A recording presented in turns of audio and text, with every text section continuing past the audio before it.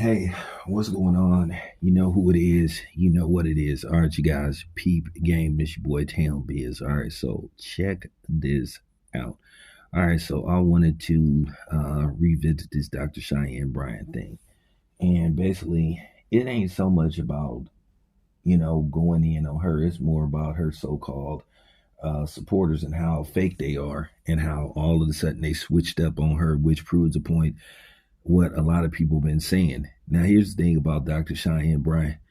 A lot of men warned people about her because from Corey Holcomb to a few other people, you just saw glimpses of that she may not be who she says she is. Because whenever you would ask her about her credentials and how she qualified to do this, do that, call herself a doctor, and when she would be discussing her credentials, where does she get her certification from, her licenses, then she would say, well, she doesn't really have a license to do this and do that.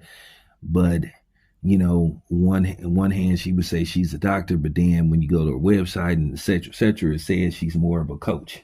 And they were saying she was charging anywhere from 3 to 350 a session or something like that. So, she was, for these past couple of years, she probably done made a decent amount of money, and she made her waves, appearing on various different podcasts and talk shows and et cetera, et cetera. And when people, were doing research on her, men and women, but primarily, of course, when it's a man pointing these things out, in particularly black men, we get accused of trying to tear down a black woman, hate on a black woman, and all that kind of shit. Because according to black women, black men don't have the right to critique them or question them about anything. We don't have a right to have an opinion about anything according to them.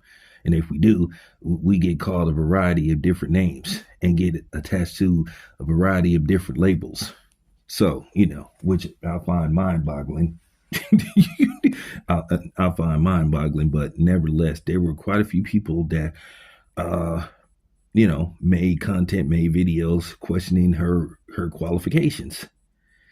But like I said, they were ignored because, when basically she was speaking on the black family structure and primarily was trying to hang it all on black men, then it was cool because a lot of times in our community, especially with black women, as long as you don't attach any type of accountability to the black woman, it's all good.